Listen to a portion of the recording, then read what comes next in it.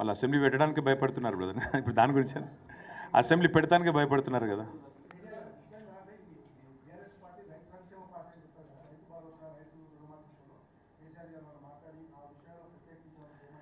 కేసీఆర్ గారు పార్టీ ఇప్పటిదాకా ఈ గత 14 నెలలుగా చేస్తున్న వివిధ కార్యక్రమాలు, ముఖ్యంగా నిరంజన్ రెడ్డి గారి నేతృత్వంలో మొన్న రైతు స్థితిగతుల అధ్యయనానికి ఒక కమిటీ ఏదైతే తీసుకున్నామో వారు చక్కగా పనిచేస్తున్నారు, జిల్లాల పర్యటనలు చేస్తున్నారు.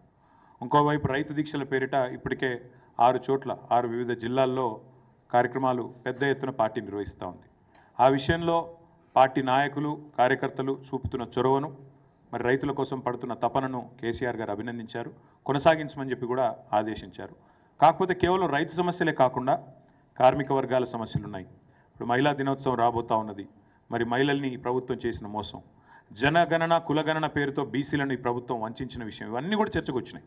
అందుకే కొన్ని చెప్పాను, కొన్ని చెప్పలేదు. కానీ చాలా విషయాలు, దాదాపు 30 మంది వక్తలు మాట్లాడారు, 4.5 గంటల సమావేశం.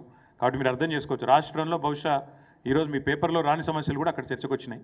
కాబట్టి అన్ని విషయాలు కూడా కూలంకషంగా మాట్లాడడం జరిగింది. మేము అడిగింది ఏంది, ఒక్క నిమిషం, మేము అడిగింది మీరు చేసిన కులగణన తప్పుల తడక రీసర్వే చేయండి అన్నాం. మళ్ళీ ఒక పరిహాసం మాదిరిగా, ఒక జోకులాగా, ఎంత సిల్లి అండి, నాకు అర్థం కాదు. అసలు కామన్ సెన్స్ ఉందా ముఖ్యమంత్రికి? అసలు ఇప్పుడు కేసీఆర్ గారు కేటీఆర్ గారు పాల్గొనలేదని పదే పదే పదే పదే పాడిందే పాటారంటే అది చెప్తా ఉన్నాడు. నా ఎలక్షన్ అఫిడవిట్లో నా కులం లేదా? నాది ఏం తెలుసుకునేది? కొత్తగా ముఖ్యమంత్రి సంవత్సరం నుంచి తవ్వుతూనే ఉన్నాడు నా మీద, ఏం కేసు పెట్టాలని. నా గురించి తెలియదేముంది ఆయన? ఆస్తుల వివరాలు ఉన్నాయి, నా కులం పేరు ఉన్నది, నా అన్నీ ఉన్నాయి. ఆయన దగ్గర లేనిదేం పాడైంది? అసెంబ్లీ స్పీకర్ నడితే ఆయన ముఖాన కొడతాడు. నేనేమంటున్నా అంటే చిల్లర మజాకులు చేయొద్దు. ముఖ్యమంత్రి అంటోడు ఈ చిల్లర మజాకులు చేయొద్దు. నీకు బీసీలో మీ చిత్తశుద్ధి ఉంటే 42% రిజర్వేషన్ ఎట్లిస్తావో చెప్పు. రాహుల్ గాంధీ ఏం చేస్తాడో చెప్పు. నీ పార్టీ ఏం చేస్తుందో చెప్పు. బీసీల మీద ప్రేమ ఉంటే 42% రిజర్వేషన్ ఇచ్చే మాట నిజమే అయితే ఎట్లా నీ కార్యాచరణ ఏందో చెప్పు. ఇంకొక మాట, ఇలా చాలా సిల్లీగా మాట్లాడుతున్నాడు, ఎట్లా సాధ్యమవుతుందని మాట్లాడుతున్నాడు. మరి ఎట్లా సాధ్యమవుతుందని ఎలక్షన్ల ముందు తెలియదా?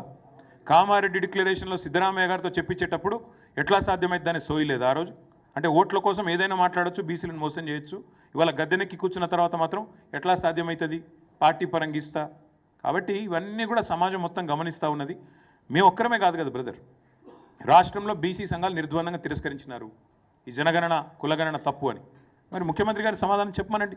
చెప్పకుండా ఈ పిచ్చి మాటలు.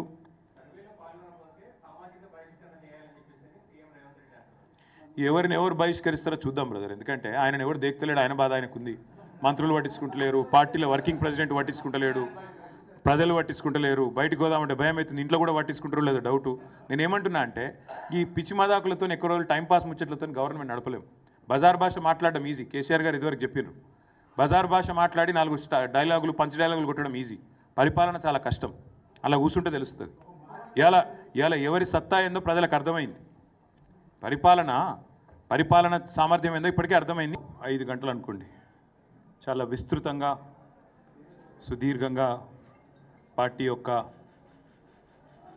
లెజిస్లేటర్స్ అందరూ, గౌరవనీయులైన పార్లమెంట్ సభ్యులు, శాసన మండలి సభ్యులు, శాసనసభ్యులు,